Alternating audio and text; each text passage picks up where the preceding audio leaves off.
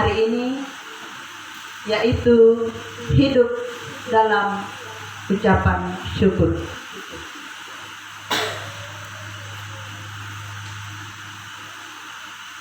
Saudara-saudara yang sama dikasihi Tuhan Yesus Kristus, surat Rasul Paulus yang pertama untuk jemaat yang ada di Tesalonika, dalam ayat pembacaan kita pada malam ini,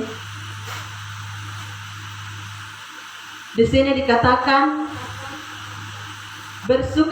bersukacitalah senantiasa, berdoa dan mengucap syukur, sebab itulah yang dikehendaki Allah bagi kami. Saudara-saudara yang sama dikasihi Tuhan, kita sebagai umat Kristen kembali diingatkan untuk senantiasa bersukacita, berdoa dan bersyukur. Walaupun terkadang kehidupan yang kita jalani tidak sesuai yang kita harapkan,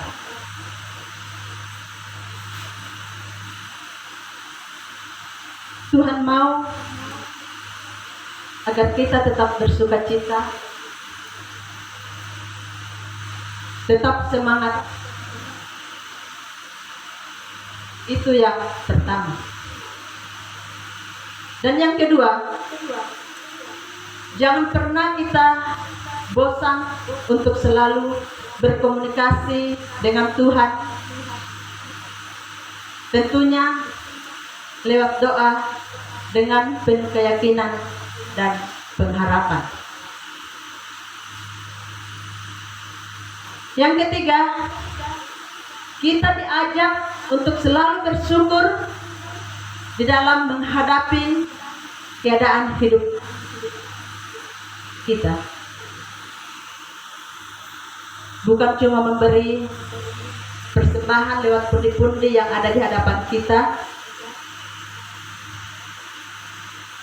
baru kita katakan bahwa kita bersyukur, atau kita memiliki berkat yang melimpah,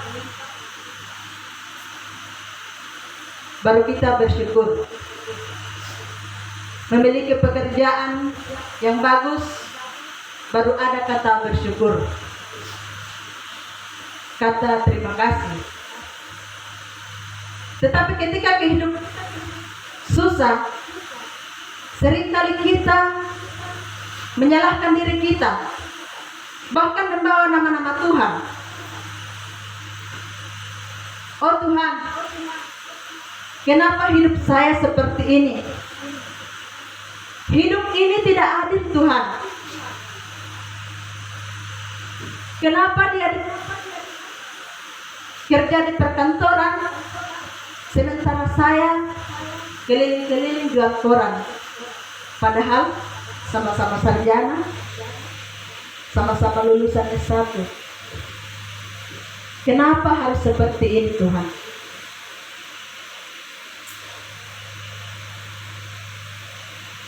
Saudara-saudara yang sama dikasihi Tuhan,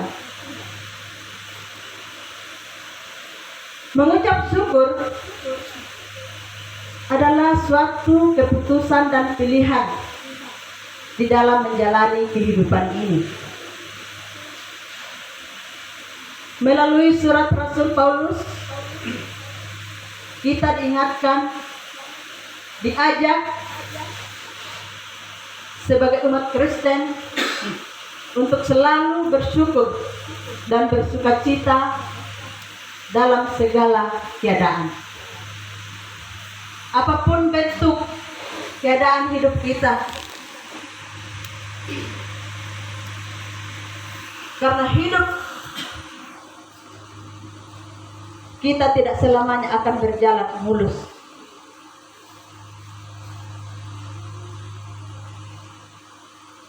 Kita akan selalu menemukan hal-hal yang buruk hal-hal yang tidak sesuai kita harapkan, seperti saat kita alami di tempat ini, di mana kita sebagai karyawan di-stopkan untuk bekerja karena keadaan. Walaupun perusahaan ini tidak menginginkan hal seperti ini terjadi, tetapi karena keadaan sehingga terpaksa karyawan harus di-stopkan. Dan tentu ini membuat kita patah semangat, putus harapan, dan membuat pikiran kita tidak tenang. Waduh, bagaimana sudah saya punya cicilan motor, saya punya cicilan mobil, masih berapa bulan? Bagaimana kasihan saya punya anak-anak kuliah, baru ada semester 4, semester 6. Bagaimana nasib anak istri saya, keluarga saya?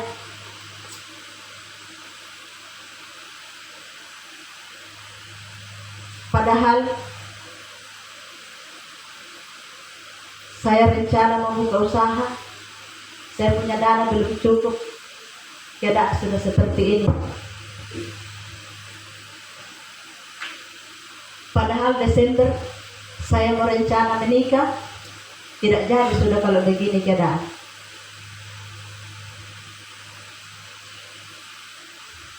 Saudara-saudara, ingat, Tuhan kita adalah Tuhan yang luar biasa. Ada amin? Amin. Dia tidak akan pernah mengecewakan kita. Dia tidak akan pernah membiarkan kita hidup dalam keterpurukan. Filipi 4 ayat 6 mengatakan, janganlah hendaknya kamu khawatir tentang apapun juga, tetapi nyatakanlah dalam segala hal keinginanmu kepada Allah dalam doa dan permohonan dengan ucapan syukur. Saudara-saudara yang sama dikasihi Tuhan, melalui nas pembacaan kita pada malam ini, baiklah kita senantiasa bersyukur. Kita percaya bahwa Tuhan yang kita sembah, yaitu Yesus Kristus, akan memberi kita yang terbaik,